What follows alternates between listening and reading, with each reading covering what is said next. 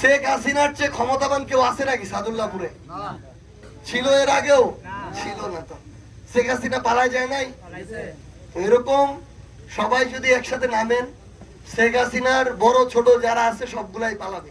আমি এনসিপি, আরেকজন বিএনপি, আরেকজন জামাত দেখে আরেকজন আরেকজনকে প্রতিপক্ষ মনে করলাম, শত্রু মনে করলাম, এর পিছনে লাগলাম, ওর পিছনে লাগলাম। এটা কোনো সভ্য কালচার হইতে পারে না। আমার কাছে ওর এক্সট্রাটা আমি আমার ফোনের ওয়ালপেপারে দিয়ে রাখছি কেন? যেন প্রতিদিন যে কয়েকশো বার আমি ফোনটা টাচ করবো, আমার চোখের সামনে যেন এই দৃশ্যটা থাকে। আমরা যেন ভুলে না যাই যে কিসের উপর আমরা আজকে এই দিনে দাঁড়ায় আছি। তো 350 ওর 2টা চোখ নষ্ট করার জন্য 10টা পিলেটস তো দরকার নাই। এবং যেটা দিয়ে এই পিলেটস গুলা, রাবার বুলেট না, ছোট বুলেট গুলো মারা হয়, ওইটা কিন্তু ছড়ায় যায়। তো মুখের 1 হাতের কাছাকাছি মধ্য থেকে বাড়ছে, দ্যাটস ওয়াই এটা পুরো মুখটাতে গিয়ে লাগছে পুরোটা। তো ও তো আর পৃথিবীর আলো কোনোদিন দেখবেই না, ওর পুরো মুখে গর্ত গর্ত হয়ে আছে যে জায়গায় পিলার্স গুলা। এখনো প্রায় 200-250-র মধ্যে মুখে আছে, হাত দিলে মুখ জ্বলে। তো এটা একটা দৃশ্য। আপনার এই গাইবান্ধা জেলায় 6 জন শহীদ আছে, প্রায় 250-র মতো একদম আহত, ভেরিফাইড, গ্যাজেটেড আছে। তো এই যে এত কিছু হইল, আসলে যার গেছে সে বুঝে, যার চায় নাই এই দরদ সে বুঝবে না।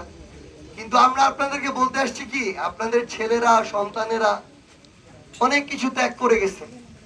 এখন আপনাদের তো কিছু করার দরকার, দায়বদ্ধতা আছে, মিনিমাম কৃতজ্ঞতা বোধের জন্য। না হলে ওরা সারা জীবন হয়তো কবরে চলে গেছে, তাদের জায়গা থেকে ওইখান থেকে হয়তো আফসোস থাকতে পারে যে আমরা এত কিছু করলাম আর কারো কিছু যায় আসলো না। তো আপনাদেরকে জাস্ট কয়েকটা অনুরোধ করি, আমরা আগামীর বাংলাদেশে না রাজনৈতিক দলগুলোর যে কামড়া কামড়ি এগুলো আর দেখতে চাই। আমরা ক্ষমতার অপব্যবহার, একদল আরেক দলকে প্রতিপক্ষ মনে করা, আমি এনসিপি, আরেকজন বিএনপি, আরেকজন জামাত দেখে আরেকজন আরেকজনকে প্রতিপক্ষ মনে করলাম, শত্রু মনে করলাম, এর পিছনে লাগলাম, ওর পিছনে লাগলাম। এটা কোনো সভ্য কালচার হইতে পারে না। এই জিনিসগুলো থেকে আমাদের বের হতে হবে। আমরা সবাই একটা উপজেলা, একটা এলাকায় বসবাস করি, সবার প্রতি সবার ওই পারস্পরিক শ্রদ্ধাবোধ, সম্মানটা থাকা লাগবে। কিন্তু যে কালপ্রিট, চাঁদাবাজ, ক্ষমতার অপব্যবহারকারী, দখলদার, সিন্ডিকেট চালায়, রাতের আধারে মাদকের ব্যবসা চালায়, এই সব কালপ্রিট যেই দলের হোক, যেই মার্কার হোক, যত বড় পদ থাকুক, এসব শয়তানদেরকে বয়কট করতে হবে।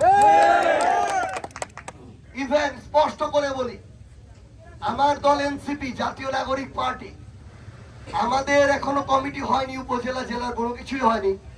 যদি এই কমিটিগুলো কিছুদিনের মধ্যে হয় এবং আমাদের মধ্যেও কেউ একজন এগুলোর সাথে জড়িত থাকে, আমরা তো তাকে বহিষ্কার করে আইনানুগ ব্যবস্থা নিবই। আপনারা আপনাদের জায়গা থেকে ওই ব্যক্তিকে বয়কট করবেন। ভালো ভালো মানুষের হাতে যদি আপনার উপজেলা থাকে, তাহলে আমাদের আর চিন্তা করা লাগবে না, সে যেই দলেরই হোক না কেন।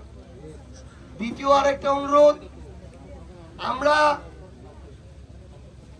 আমাদের জায়গা থেকে থানাগুলোকে মানুষের সেবার স্থান হিসেবে দেখতে চাই। হয়রানি, ঘুষ, ক্ষমতার অপব্যবহার, ধান্দাবাজি এসবের জায়গা হিসেবে দেখতে চাই না। যারা আইন শৃঙ্খলা রক্ষাকারী বাহিনীর সদস্য আছেন, আপনারা একটা শপথ দিয়েছেন দেশকে সামনে রেখে, আমরা আপনাদেরকে শ্রদ্ধা করতে চাই, সম্মান করতে চাই। কিন্তু আপনার কাজ নির্ধারণ করবে আপনারা আমাদের কাছে শ্রদ্ধা সম্মান পাবেন কিনা। একদম স্পষ্ট কথা, যে কালপ্রিট তাকে গোনার সময় নাই। ভালো মানুষ হিসাব করে চলবেন। প্রত্যেকটা জায়গায় খালি নিজের সুবিধাটা দেখলে হবে না, বৃহৎ স্বার্থের সুবিধা দেখতে হবে, পুরো এলাকার জনগণের, দেশের সুবিধাটা দেখতে হবে।